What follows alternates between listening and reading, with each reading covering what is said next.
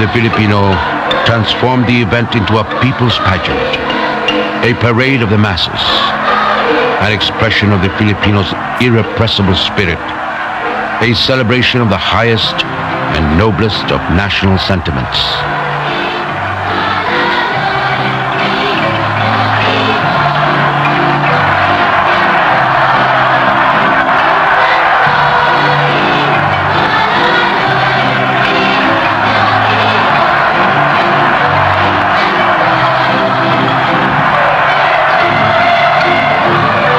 International guests from neighboring countries and from Mexico, Spain, the Union of Soviet Socialist Republics, the United States of America, Israel, Italy, and England came to grace the occasion. Among them, the Marquesa de Villaverde from Spain, Van Cliburn, pianist from the United States of America, Rufino Tamayo, painter from Mexico.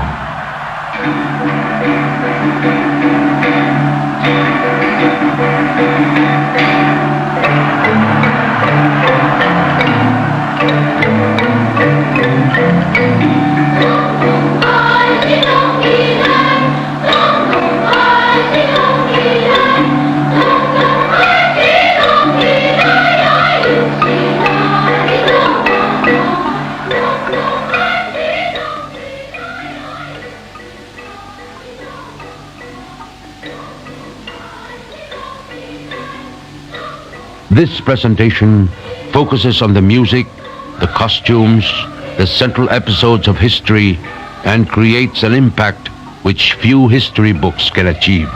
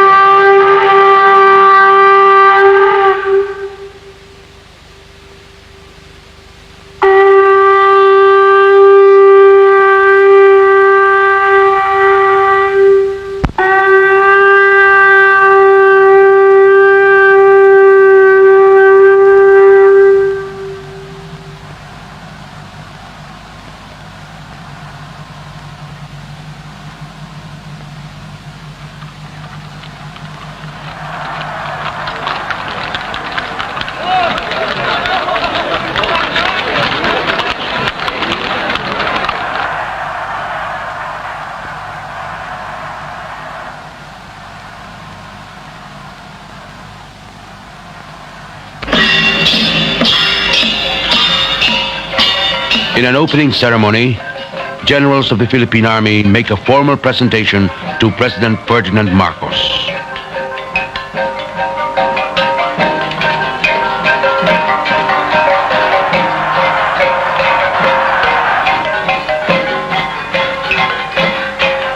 "50 chieftains lead the pageant.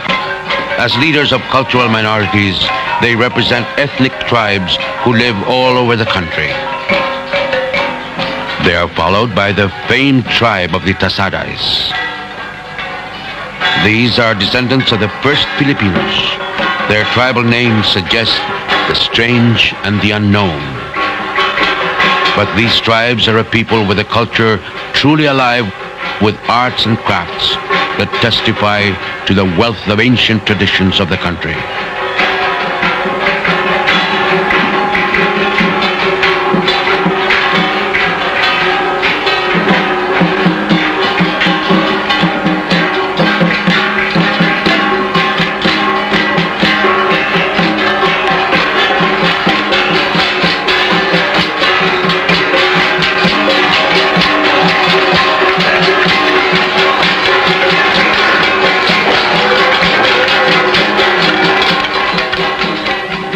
From the provinces of the north come the hardy mountain people known for their colorful costumes, their ingenious headdress, and their intricately woven clothes.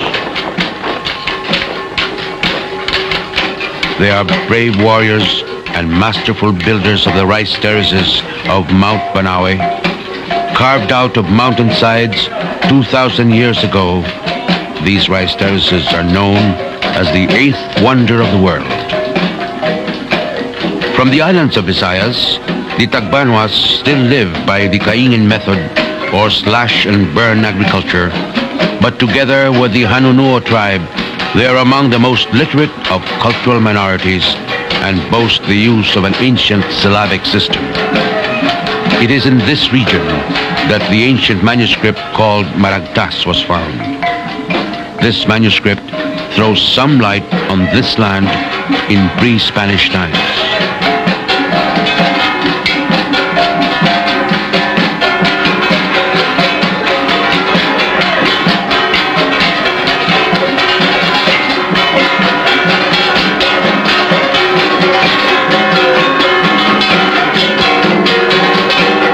The Muslim tribes of the south are the greatest in number.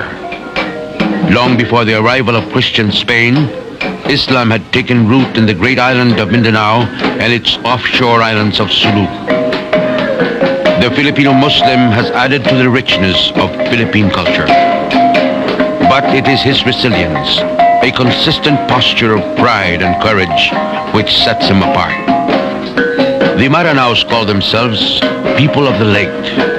Their highly sophisticated arts have made the area around Maranao Lake a center of Muslim culture.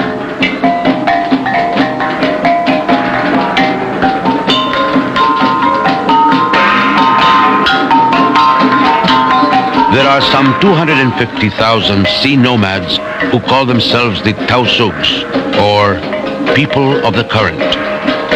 They live in fluvial communities, mostly off the southern coasts of Mindanao.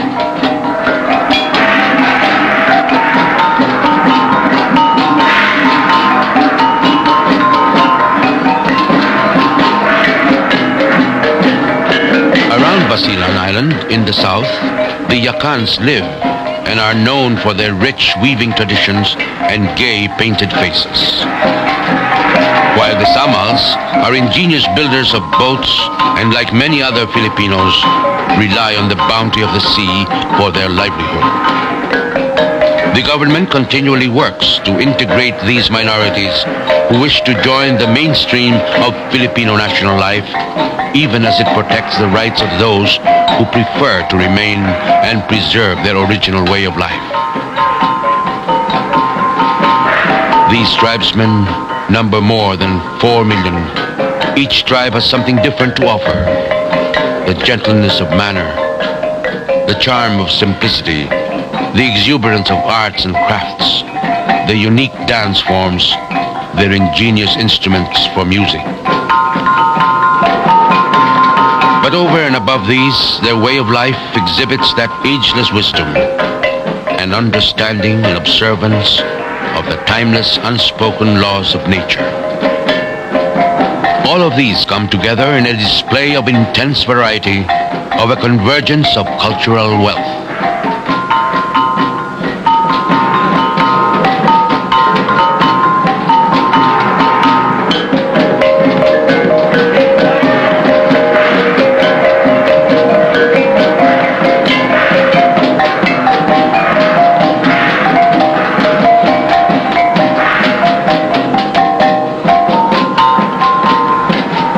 While the earliest inhabitants reached the Philippines on foot, the surrounding seas made imperative a tradition of boatcraft. The Dumagat tribe fashioned the earliest boats. Hollowed from tree trunks, these vessels showed a high degree of workmanship. The Spaniards called the early Filipinos Negritos. However, they called themselves Lord of the Land to indicate the antiquity of their settlement.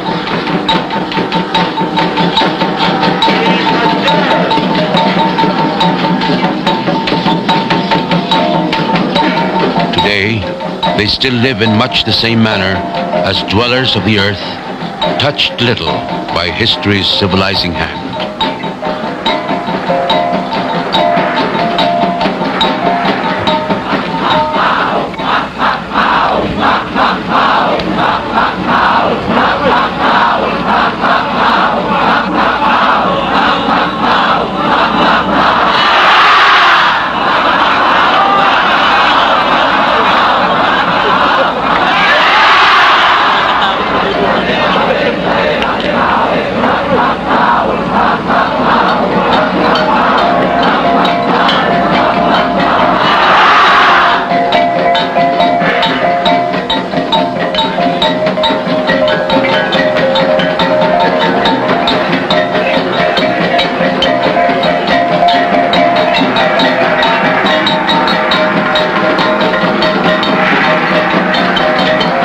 The next wave of migration brought the seafaring founders, the Malays.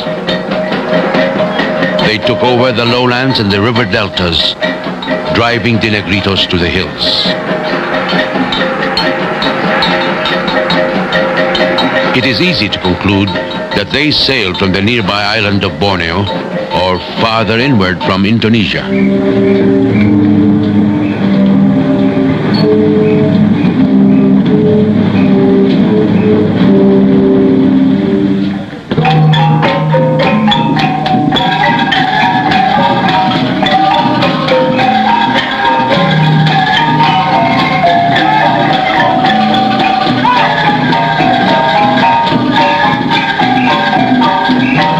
Numerous waves of migration from the different parts of Southeast Asia explains the diversity of Philippine languages. People living on one island, such as Luzon, speak no less than 5 major tongues, each unintelligible to one another. Tradition tells of the peaceful settlement or sale of the island of Panay. Ruled by King Marikudo, the island was ceded to Datu Puti, leader of the Malay immigrants, for the price of a golden hat or salakot and some rare gems for his queen.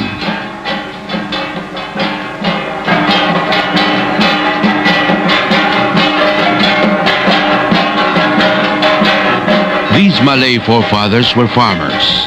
Their worship recognized the spirits of the earth and sky, which in yearly cycle granted harvests from the patches of cleared forest and wilderness. Even in their primitive society, they have custom, ritual, and tradition. Their basic unit of society was the family, the large extended family who lived together in a settlement called barangay, named after the boats in which they traveled to the Philippines from their ancestral homes. Each settlement was ruled by a datu. This title referred to a leader, not a king. In his territory, there were free men and slaves, but each barangay was a free and independent unit.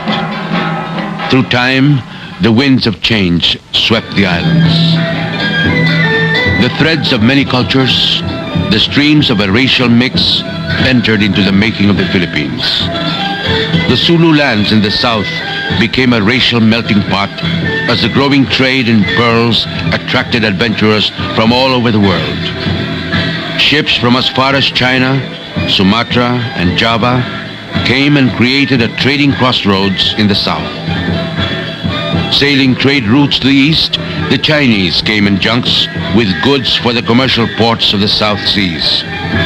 As passengers and traveling merchants, they settled at various points in the archipelago to enrich the texture of national life as merchants and artisans. Intermarriage made permanent the various cultural influences brought about by foreign traders. Each new seed, each new cultural influence which touches ground on this soil springs forth transformed as the Filipino makes it his own. Many aspects of Philippine culture carry the rich overlay of Chinese influence. Food, language, costume, even social thought and family system.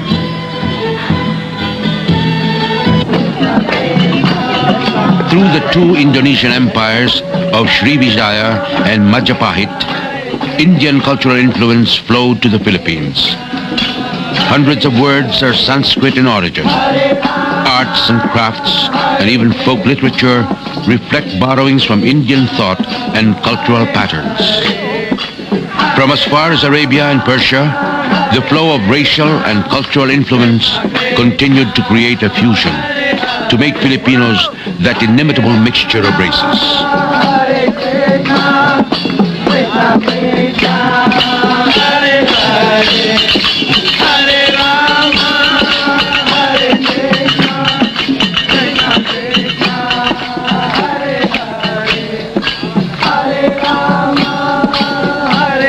Filipinos are an ancient people, but history fused its destiny with the West.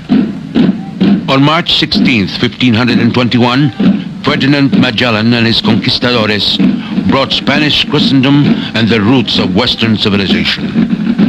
3 Spanish ships sailing westward routes across the Pacific raced the rugged coast of the island of Samar. Magellan promised the King of Spain that he would find a route past the great American continent to the famed riches of the Spice Islands.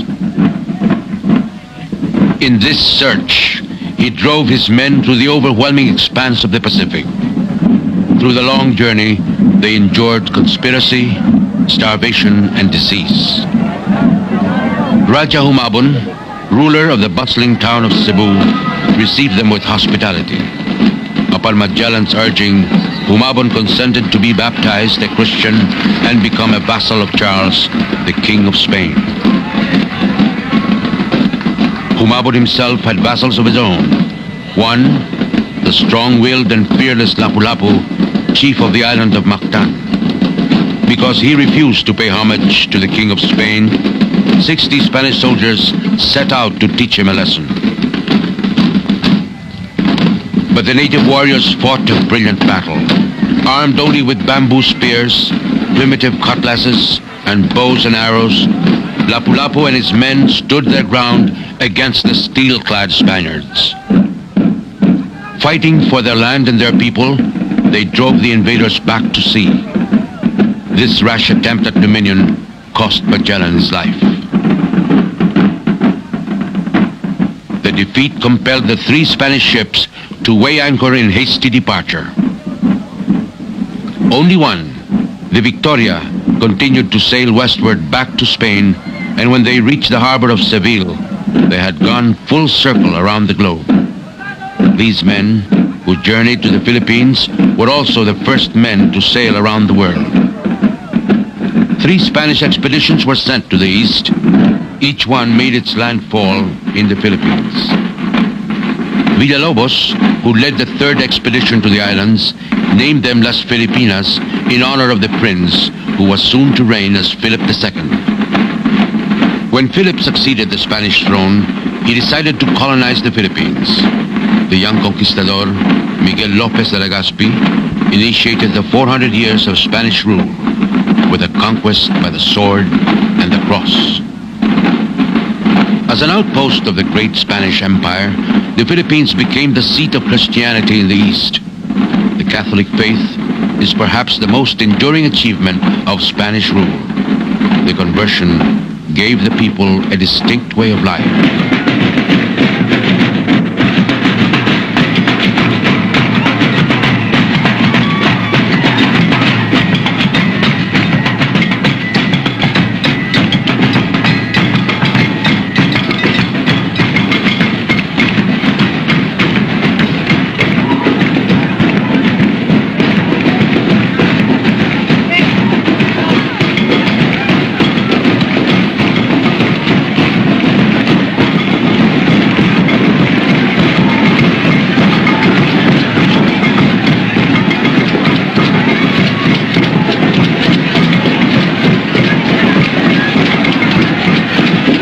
Their festivals today are given form by an essentially religious spirit. In the province of Aklan, the religious feast of the town's patron, the Santo Niño, occasions the festival of Ati-Atihan. The spirit, however, is one of pagan abandon, of ceaseless rhythmic music and dancing on the streets.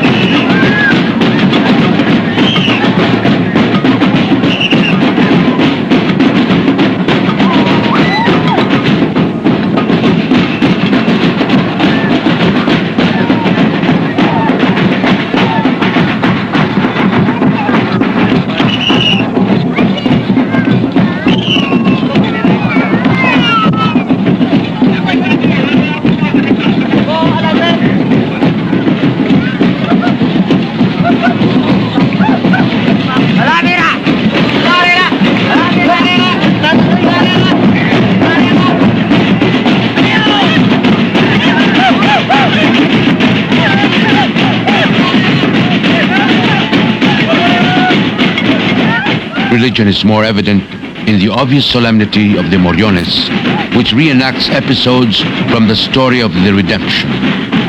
This celebration takes place on Holy Week preceding the Christian Easter liturgy.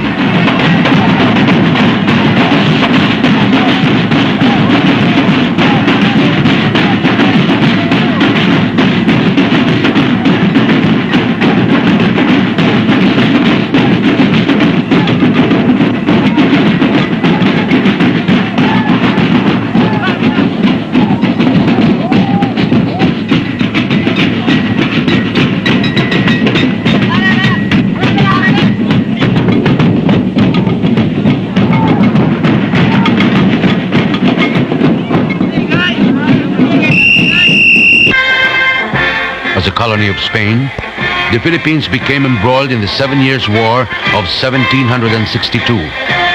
With Great Britain's declaration of war against France and her allies, came the quick attack of British India against Manila.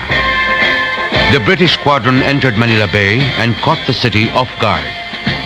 Defending forces fled across the Pasig River, and the invading troops pillaged and sacked the city in what was the first successful invasion after Spanish conquest. British rule and occupation in the Philippines was brief, lasting only 2 years. It was a minor episode in a great war in Europe, but it bore special significance for the history of the Philippines.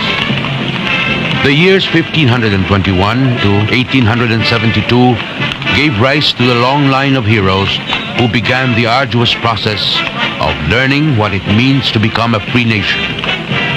The men and women who blazed through their deeds and their thoughts and their writings the crucial questions that a people must face. In the northern provinces, Diego Silang seized the opportunity to free his people from the yoke of Spanish rule, and without reference to the British, spread his rebellion through the countryside. When he died from an assassin's bullet, his wife Gabriela took over the struggle, but the strength of British troops soon overwhelmed the rebellion. The peace treaty, which ended the 7 Years' War, provided for the restoration of the Philippines to Spain. But the flame was lit. The national struggle for freedom and autonomy had begun. The liberal ideas of Europe's enlightened period gave shape to the growth of national consciousness. Slowly, Filipinos realized the common grievance which united regional groups into one, the common grievance of the subject people. The colonial experience which itself served to create one nation, one fatherland. The leaders of the revolution themselves, rugged individualists, fostered different paths for the struggle. The young warehouse worker Andres Bonifacio believed that the time was ripe for recourse to arms, to right the wrongs suffered by his countrymen. To do this, he formed the Katipunan, a secret society which rallied together young recruits and the peasantry of Luzon to the cause of revolution. On August 26, 1896, he led the cry of revolt in Balintawak, which ended irrevocably the peaceful campaign for freedom. Others saw the same deteriorating situation, but took an essentially reformist view. The propaganda movement, which they began as exiles in Spain, called for the introduction of reforms by the Spanish colonial government. Jose Rizal, who rose as the foremost Philippine national hero, called for a period of learning and discipline for his people, to learn to work together, to unify their means, their purposes, and their ends. He was convinced that the move to armed rebellion at that time was disastrous.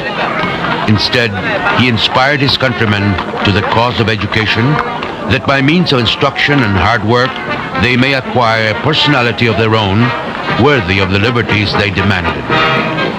Condemned to death by Spanish authorities, Rizal was shot by a firing squad in Bagumbayan on December 30th, 1896. His execution sparked the people's resentment, and the revolution spread like wildfire. On June 12, 1896, the Philippine Revolutionary Government under General Emilio Aguinaldo declared its independence from Spain in Kawit, Cavite. For the first time, the Philippine national anthem was sung and the Philippine national flag unfurled.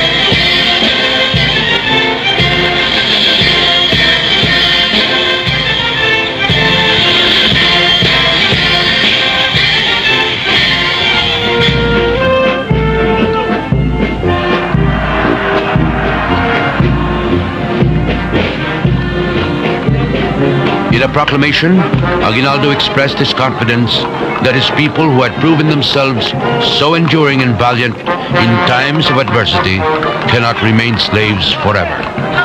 Such a people must be called to greatness, to take its own place at last in the great assembly of free nations. Meanwhile, across the Pacific, the Spanish-American War broke out. On May 1st, 1898, Commodore George Dewey destroyed the Spanish fleet anchored at Manila Bay. When the smoke of battle had cleared, Filipinos found only a change of masters. American victory laid the terms of the Treaty of Paris, and Spain ceded the Philippines to the United States. For Filipinos, this intervention seized the freedom which was so close at hand. Filipinos refused to consider the Spanish cession valid. In 1899, an assembly of Filipino leaders gathered in Malolos, a town outside of Manila, to write a constitution of the Philippine Republic. The document spoke well of their ideas for peaceful and orderly government. But the Republic was short-lived. In their battle against American soldiers, Filipino troops found they were no match for the formidable enemy. The Filipino-American War was a record of bitter defeat and, in the end, painful surrender. But there were moments of glory for the men who laid their lives for the land.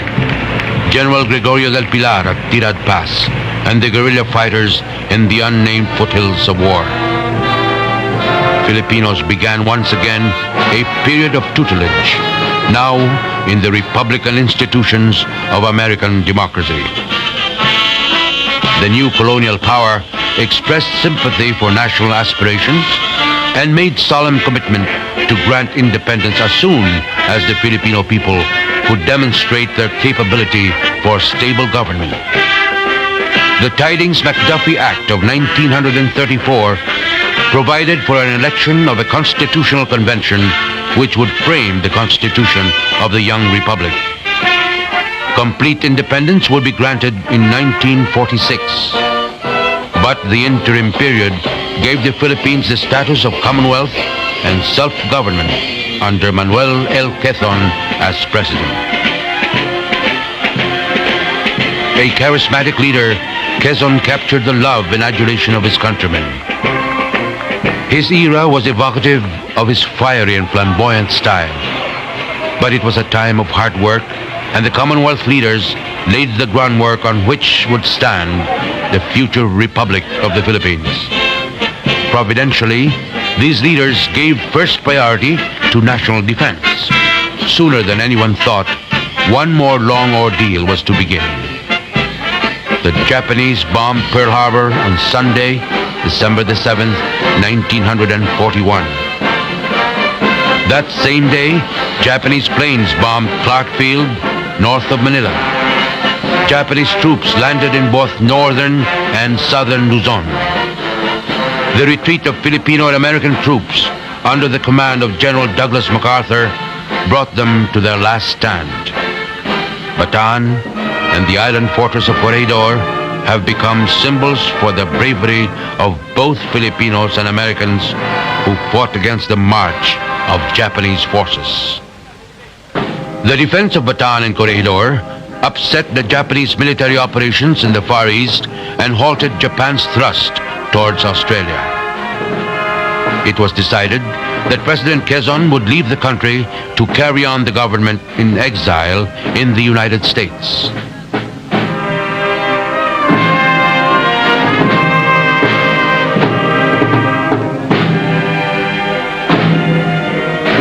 October 14th, 1943, Jose P. Laurel was appointed President of the Republic, inaugurated by the Japanese military organization.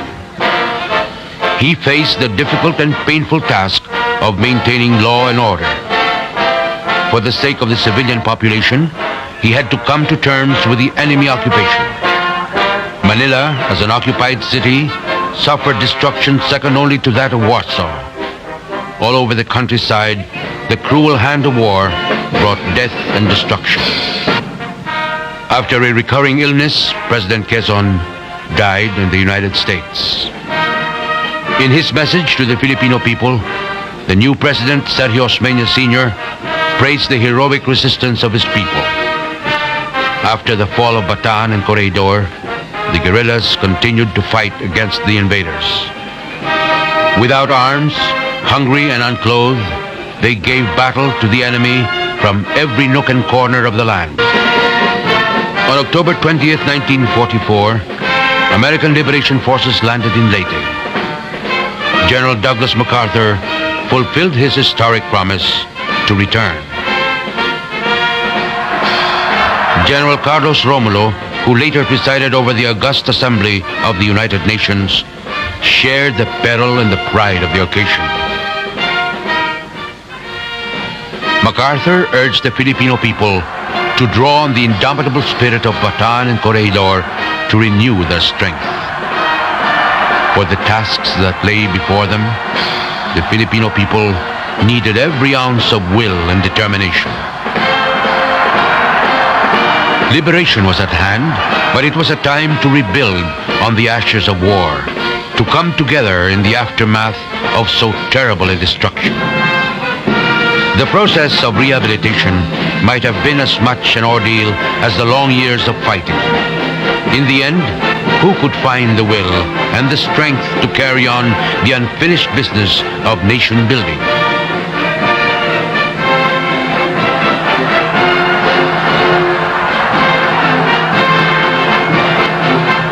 The long and painful quest for national sovereignty ended in the morning of July 4th, 1946. Over the ruins of a war-torn land, the Filipino people raised their flag, brave symbol of an independent republic of the Philippines. The return of peace, fragile as it was, marked the return of festivals. The celebration and merrymaking provided easy diversion for an essentially gay and happy people. The festivals of flowers in the summer month of May is a celebration of youth and beauty. It is a celebration of the Filipina, idealized by a religious tradition of the shy and sheltered maiden, guarded by the strict norms of church and society. But festivity could not disguise the urgent need for social renewal. 2 decades of freedom and self-rule proved too short to rid the young nation of the plague of corruption, of desperate economic problems, of social ills in the city, and agrarian injustice in the countryside. The arrogant power of the entrenched elite, drug addiction, senseless violence, the breaking down of order in public life crippled any move for progress. Soon the angry face of discontent took to the streets. It was difficult to know what the people feared more, the violence of protest or the sense of defeat that anything would change.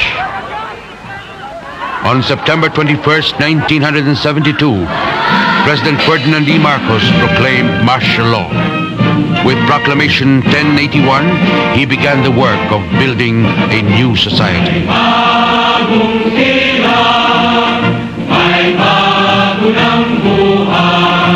This decree was a promise, an earnest for the future, a monument to the revolution that transforms and directs for the ultimate freedom of man.